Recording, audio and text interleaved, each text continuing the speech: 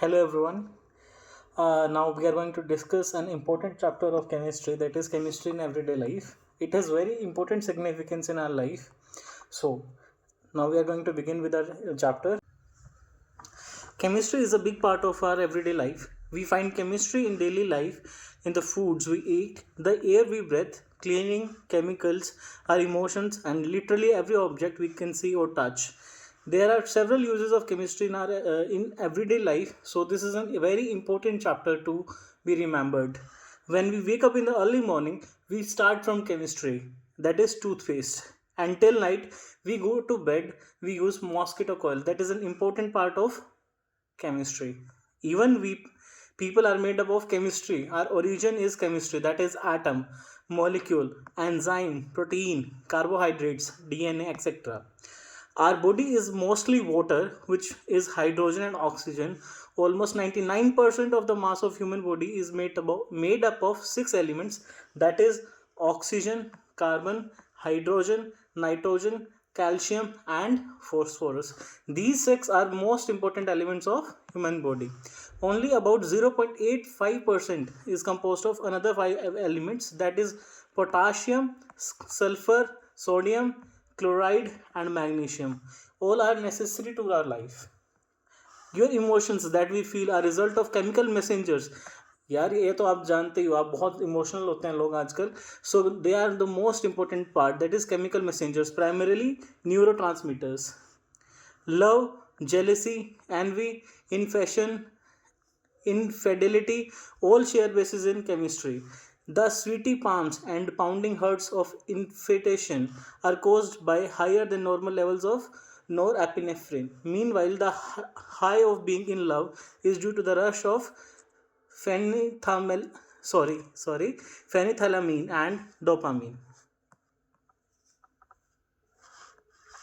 In daily life, our basic needs we have been based on chemistry. Some examples: toothpaste, brush, soap, detergent, cleaning agent, perfume, cosmetics, pen, paper, polybag, drugs, etc.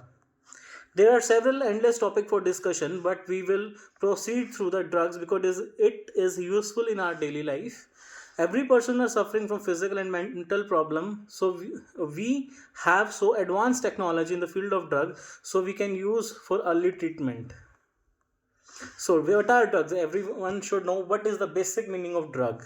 A drug is any substance that we inhaled, injected, smoked, consumed, absorbed by a patch of the skin or dissolved under the tongue, causes a temporary physiological and often nowadays psychological change in the human body. A pharmaceutical drug, also called as medication or medicine, is a chemical substance used to treat, cure, prevent, and diagnose a disease or to promote well-being. So what is the mode of action of drug? So specifically, specific biochemical interaction through which a drug substances produces its pharmacological effects. There are two kinds of effect, that is pharmacokinetic and pharmacodynamic. These are in detail, we will discuss them about later. Drug binds with an enzyme or receptor. Receptor sites have specific affinities for drugs based on the chemical structure of the drug as well as specific action that occurs there. Drugs that do not bind to receptor produces their corresponding therapeutic effect by simply interacting with the chemical or physical properties in the body. Common example of drugs that work in the everyday life are antacids and laxatives. These are the most common drugs which are used by everyone in their daily life. Mode of action, this is a very important part of any drug. There is an enzyme, there is a drug, there is a substrate. The drug actively binds to the enzyme and performs or produces the defined action which we requires.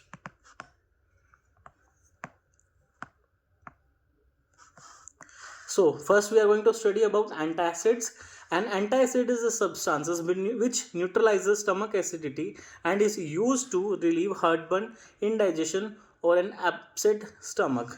Overproduction of acid in stomach causes irritation and pain, which is known as GERD, gastroesophageal reflux disease. In several cases, ulcers are developed in the stomach. So these antacids are also help in treating these ulcers too. Treatment of for acidity was administration of antacid such as sodium hydrogen carbonate or a mixture of aluminium, magnesium and hydrogen hydroxide. Metal hydroxide are better alternative because of being insoluble.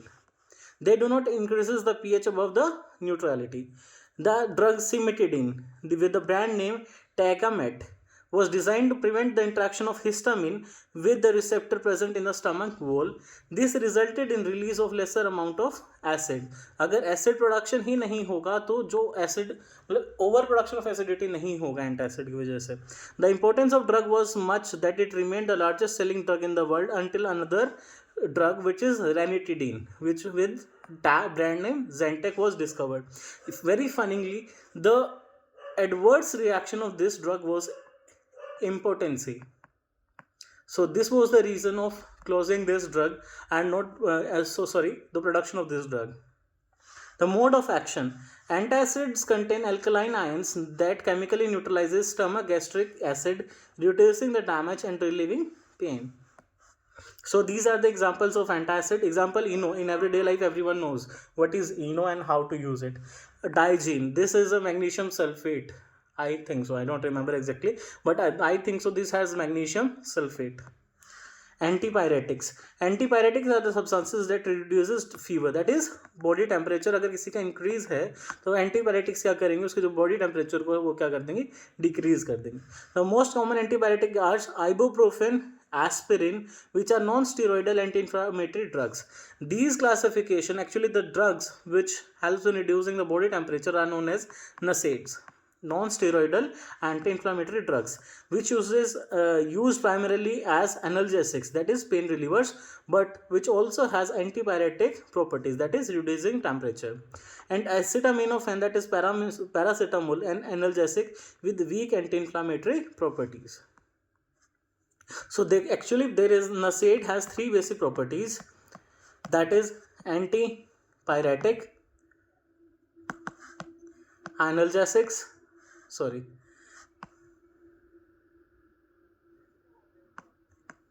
and anti-inflammatory. So now we are going to study out the most common NSAID we uses every day, paracetamol. Paracetamol is also known as acetaminophen, APAP. Actually, it is a mnemonic. No need to. It is a short name, not a mnemonic. No need to remember this. Is a medicine used to treat pain and fever. Typically used for mild to moderate pain relief only, not very severe. उनमें हम फिर opioid group की drug use करेंगे. But in general, हम अगर mild to moderate pain relief करना है तो हम paracetamol को ही prescribe करेंगे. It is often used in solid in combination with other medications such as many cold medications or antibiotics. Paracetamol has chemical composition.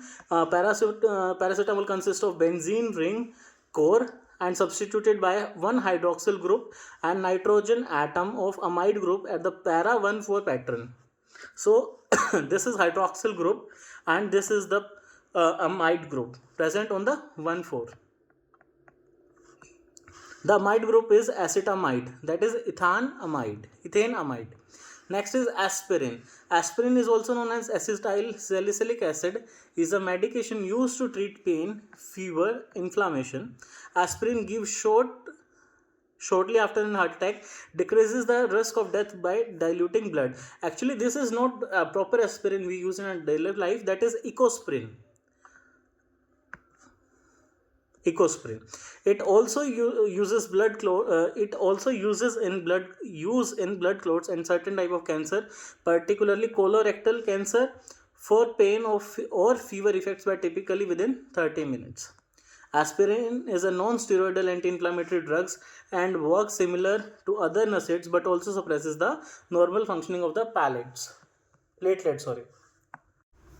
So now chemical composition of aspirin. The synthesis of aspirin is classified as esterification reaction. Salicylic acid is treated with acetic anhydride, an acid derivative causing a chemical reaction that turns salicylic acid hydroxyl group into ester group. So this process is known as esterification reaction. This process yields aspirin and acetic acid, which is considered byproduct of this reaction. Small amount of sulfuric acid and occasionally phosphoric acid are almost always used as catalyst. So this is important. So what is the catalyst used in this type of reaction? That is sulfuric acid and occasionally phosphoric acid. Now, very important and very unique neurologically active drug. Example, tranquilizers. Tranquilizers refers to drug which is designed for the treatment of anxiety, fear, tension, agitation and disturbances of the mind, especially to reduce stress, of anxiety and tension. Tranquilizers are neurologically active drugs. These affects the message transfer mechanism from nerve to receptors. They form an essential component of sleeping pills. Now, the common tranquilizers, iproniazid and phenylazine are two such drugs. Some tranquilizers, namely chlorodiazepoxide and meprobamate, are relatively mild tranquilizers suitable for relieving tension. Equanil is used for controlling depression and hypertension. Analgesics are mainly, the name suggests, painkillers. Analgesic medicine used for getting relief from pain are called as analgesics. There are two types of analgesic. First is narcotic drugs, which produces sleep and unconsciousness are called narcotics. They are habit forming drugs, for example morphine and codeine. Morphine diacetylation is commonly known as heroin. Second is non-narcotics. They are non-habit forming chemicals which reduces mild to moderate headache, toothache, muscle and joint pain. Basically these are painkillers in general. They are termed as non-addictive. These drugs do not produce sleep, unconsciousness. One of the examples is aspirin, is the most commonly used analgesics with antipyretic properties. Nowadays these, because it is anti-blood clotting action, and aspirin is widely used for heart attacks, but at very low dosage. These has anti-blood clotting action at very low doses, not at very high doses. So these are used in our daily life with another combination and another drugs. Take a look at the chart and tell me your pain level on a scale. Example, 1 very low pain, 10 at a maximum. So in general we use antipyretics for the pain relief, and two categories we have. First is narcotics, second non-narcotics. Habit forming and non-habit forming. Next is antimicrobial. Diseases in human beings and animals may be caused by a variety of microorganisms such as bacteria, viruses and fungi. So bacteria के लिए हम कौन सी drug use करेंगे? Anti bacterial. Virus के लिए हम क्या यूज करेंगे? Anti viral drugs. And for fungus we will use anti fungal drugs. And overall these drugs are known as antimicrobial drugs. And antimicrobial tend to destroy or prevent the development or inhibit the pathogenic actions of microbes such as bacteria, that is antibacterial drugs, fungus, that is antifungal drugs, virus, that is antiviral agents, or other parasites, that is antiparasitic drugs. Antibiotic, antiseptics and disinfectants are antimicrobial in action. Antibiotics. These are the substances produced wholly or partially by the chemical synthesis which in low concentration inhibit the growth of microorganisms or destroy them by intervening in their metabolic processes. Antibiotics are basically of two types, that is bactericidal and bacteriostatic. As the name represents, bactericidal inhibits or kills the bacteria. So bactericidal antibiotics have killing effect on microbes, for example penicillin or fluoxetine, aminoglycosides, etc. And others are bacteriostatic. They do not kill, in otherwise they inhibit the growth. So the antibiotics have the antibiotic which has static, that is inhibitory effects on microbes. For example, erythromycin, tetracycline and chloramphenicol, etc. These are bacteriostatic. Penicillin was the first antibiotic discovered by Alexander Fleming in 1929. This is the most important question if you prepare for any other competitive exams. They ask the name of the scientist and the antibiotic which was first discovered. Next is antibiotic chloramphenicol. Chloramphenicol, isolated in 1947, is a broad spectrum antibiotic. It is rapidly absorbed from the gastrointestinal tract and hence can be given orally in case of typhoid, dysentery, acute fever, certain form of urinary infections, meningitis and pneumonia. Vancomycin and ofloxacin are the other important broad spectrum antibiotics. Next is antiseptics. Antiseptics are antimicrobial substances that applied to living tissue, skin, to reduce the possibility of infection or sepsis. That is, other thing, common antiseptics which we use in our daily lives are alcohol, including ethanol and 2-propanol or isopropanol, are sometimes referred to as surgical spirit. Chlorhexidine gluconate are used in skin antiseptic to treat the inflammation of the gums, that is gingivitis. Hydrogen peroxide is also used nowadays with 6% solution to clean wounds and ulcers. Most commonly, 3% of the solution of hydrogen peroxide has been used in household first aid for scraps. Next is Dettol. Everyone uses them in very daily life. Next is soframycin. Dettol. Chloroxylenol, also known as parachlorometaxylenol. So it is an antiseptic and disinfectant which is used for skin disinfection and cleaning surgical instruments. It is also used with a number of household disinfectants and wound cleaners. It is less effective than other available agents. It is available as liquid only. Most effective against gram-positive bacteria. The work by disruption of the cell wall and stopping the enzymes function. Disinfectant. These disinfectants are applied to inanimate objects such as floor, drainage systems, instrument, etc. Same substances can act as antiseptic as well as a disinfectant by varying the concentration. For example, 0.2% of solution of phenol is antiseptic while 1% of the solution is disinfectant. Chlorine in the concentration of 0.2 to 0.4 ppm in aqueous solution, sulfur dioxide in very low concentration are disinfectants. So we have read about drugs. Drugs can also lead to addiction, and addiction is a long-lasting brain disorder. People with addiction can't stop taking drugs on their own. They continue to use drugs even when they do not know that bad things can happen. So we have read about this, and this was the most interesting chapter of chemistry. Hope you learned it. Thank you.